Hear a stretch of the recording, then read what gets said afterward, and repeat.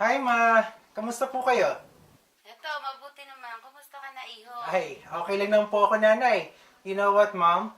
Summertime here in Washington is so hot! Pagod na pagod nga po ako eh. 6 na araw ba naman ako nagtrabaho ngayong linggo?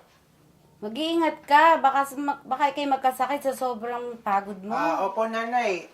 Siya nga po pala. Nakuha niyo na po ba yung naipadala kong pera? Oo, nakuha ko na. Labis nga ako nag-alala nung makuha ko to eh. Ano po bang nangyari? Kasi nung madilim na nung lumabas ako ng Western Union, ngayon may mga batang sumusunod sa akin. Mabuti na lang may pulis na dumating. Ay, buti naman po naitawag niyo sa akin na maaga yan.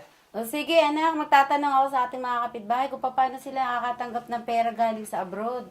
Sige po, Nanay. Tatawag na lang po ulit ako sa susunod na linggo. Mag-iingat po kayo dyan, ha? I love you. Bye-bye. Bye-bye.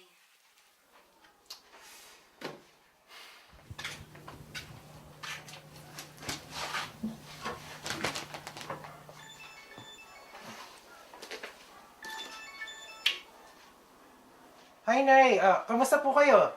Mabuti naman ako, Iho. May babalita nga pala ako sa iyo. Ano po yun, Nay? Nanggaling ako sa bahay ng tita mo. Pwede ka na daw magpadala ng pera sa credit union. Pwede din ako mag-open ng aking account. Mukhang mahusay po yung Nanay. Inisip ko na nga anak na mabuti yun. Pwede din akong mag-umpisa sa aking negosyo. So alam mo naman, gusto kong magkaroon ng sarili kong negosyo. Nay, hindi niyo naman po kailangang mag-ipon ng matibay. Lagi naman po ako nagpapadala ng extra sa inyo kada buwan. Oo, paano naman anak kung makaisip ka magsarili o magkaroon ka ng sarili mong pamilya dyan, hindi ka na makapagpadala ng pera dito sa akin.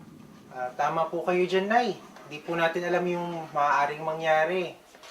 Baka mawala din po yung trabaho ko. Hindi po magandang takbo ng ekonomiya dito ngayon sa Amerika. Oo, nabasa ko na nga yan sa dyaryo eh. Nabanggit sa akin ni Tia Maria mo na pwede akong mag-loan para pandagdag puhunan sa akin negosyo. Ang husay po pala niyan, no? Sige po, Nay, sa susunod na buwan ay magpapadala na ako sa credit union.